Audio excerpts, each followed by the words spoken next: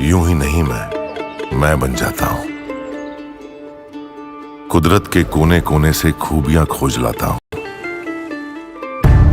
गुणवत्ता की गहराइयों का गोताखोर हूं मैं। यूं ही नहीं मैं रजनीगंधा बन जाता हूं।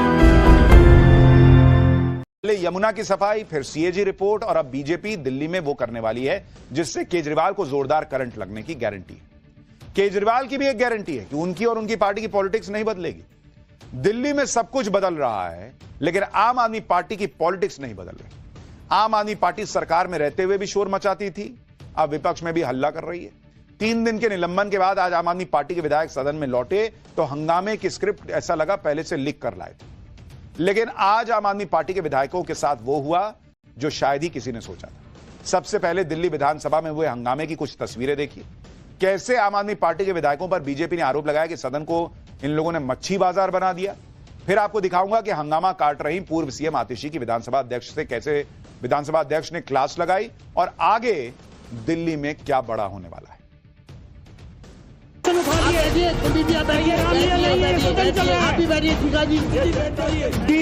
जितनी भी कमियां रही हो, परंतु एक अच्छी बात आम आदमी पार्टी के नेताओं में ये जरूर है कि आखिरी में गलती मान लेते हैं।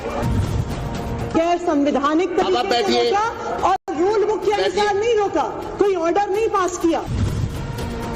ये चेयर की रूलिंग है और मैं इसको स्पष्ट कर रहा हूँ। मैं चेयर पे बैठा ना, मैं तुम्हें तुरंत बाहर निकालूंगा।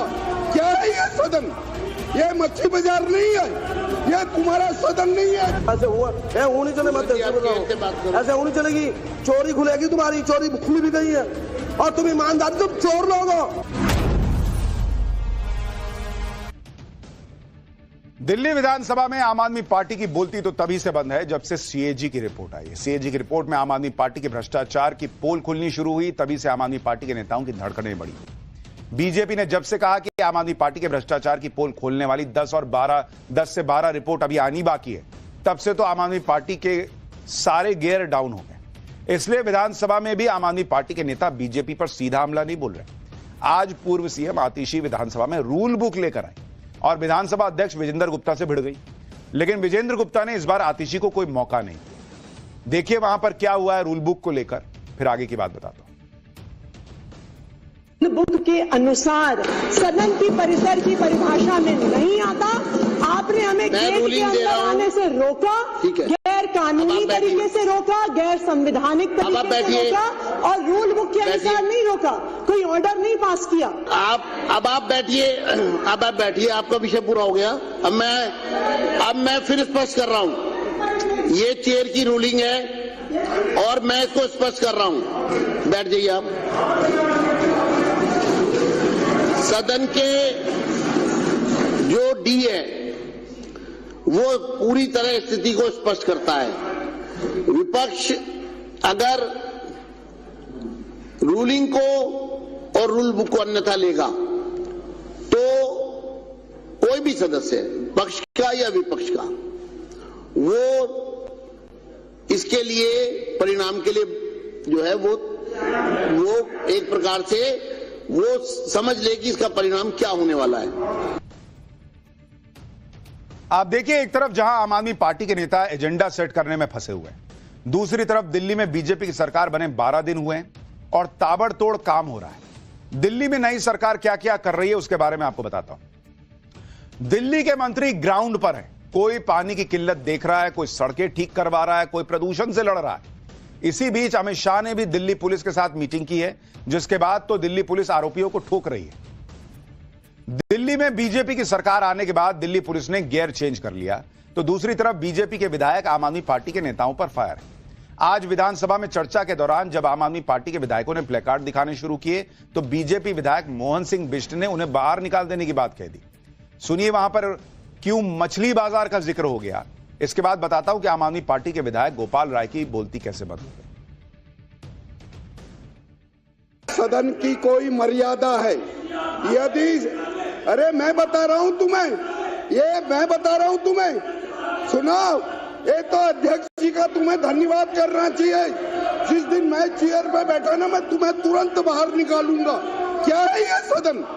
ये मच्छी बाजार नहीं है, ये तुम्हारा सदन नहीं है। दिल्ली के लोगों ने हमको चुन के भेजा। ये प्ले कार्ड दिखाना क्या है? अध्यक्ष महोदय, आप चेतावनी देवे, दोबारा कोई प्ले कार्ड नहीं दिखाना चाहिए।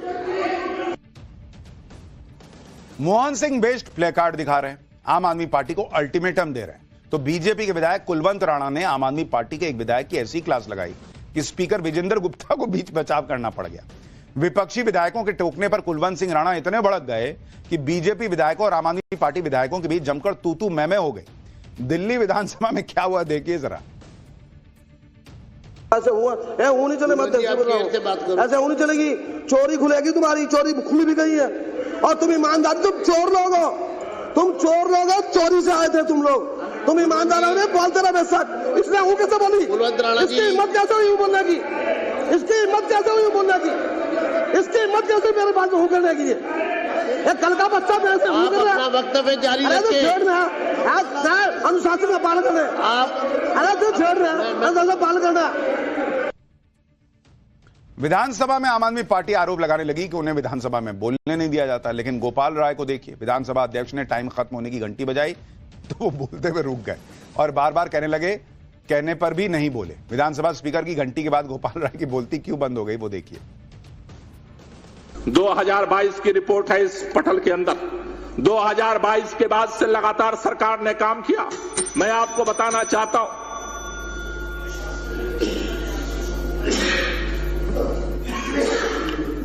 पूरा करिए ना। आपने घंटी बजाई। हाँ, घंटी दे दिया कि समय हो रहा है, उसको समाप्त कीजिए। बंद कर दिया, जैसे आप ठीक समझे। बंद कर दिया। बताइए।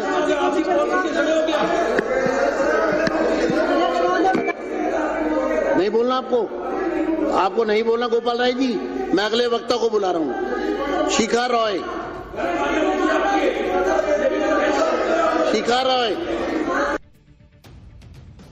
यानी घंटी की ट्रिंग ट्रिंग सुन के रुक गए।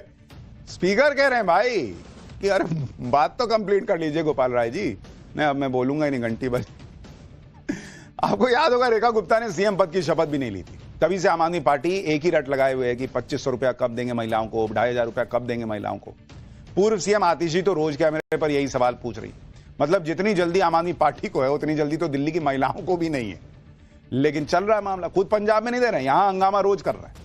दिल्ली वालों को पता है कि पीएम मोदी जो गारंटी देते हैं उस गारंटी को पूरा होने की भी गारंटी देते हैं, क्योंकि पीएम मोदी आंख बंद करके कोई वादा नहीं करते। वही वादा करते हैं जो पूरा हो सके। और पीएम मोदी ने कहा है कि दिल्ली में महिलाओं को 2500 मिलेंगे, तो यह वादा भी पूरा होगा। पीएम मोदी ने गारंटी दी तो वो गारंटी पूरी ना हो, ऐसा कैसे हो सकता है? इसलिए अब खबर है कि 8 मार्च को महिला दिवस के मौके पर दिल्ली सरकार महिला सम्मान योजना का रजिस्ट्रेशन शुरू करने वाली है। इसके बाद दिल्ली में इस योजना के लिए पात्र महिला लाभार्थियों की सूची तैयार की जाएगी। रिपोर्ट्स के मुताबिक 2500 रुपए की सम्मान राशि आर्थिक रूप से कमजोर वर्ग की महिलाओं के बैंक खातों में सीधे ट्रांसफर होगी। इस योजना से जुड़ी प्रक्रिया करीब 1.5 महीने में पूरी कर ली जाएगी, जिसके बाद दिल्ली की महिलाओं को इसका लाभ मिलना शुरू हो जाएगा। रिपोर्ट्स के मुताबिक बीजेपी ने दिल्ली में महिला समृद्धि योजना का रिव्यू किया है, ताकि इसका लाभ सिर्फ उन महिलाओं को मिल सके जो डिजर्व करती हैं, जिन्हें वाकई में जरूरत है। लेकिन आम आदमी पार्टी को चैन नहीं आ रहा। पूर्व सीएम आतिशी अभी भी कह रही हैं कि बीजेपी दिल्ली की महिलाओं को 2500 रुपए नहीं देगी। सुनिए एक बार। जैसे ही सदन में हमने 2500 रुपए का मुद्दा उठाया, तुरंत भारतीय जनता पार्टी के अध्यक्ष तिलमिला उठे, भारतीय जनता पार्टी के विधायक तिलमिला उठे, हमारे माइक बंद कर दिए, हमें बाहर फेंक दिया गया। ये क्या दिखा रहा है? भारतीय जनता पार्टी का दिल्ली की महिलाओं को 2500 रुपए महीने देने का कोई इरादा नहीं है। तो अगर ये सदन के अंदर रहते तो 2500 रुपया मिल जाता।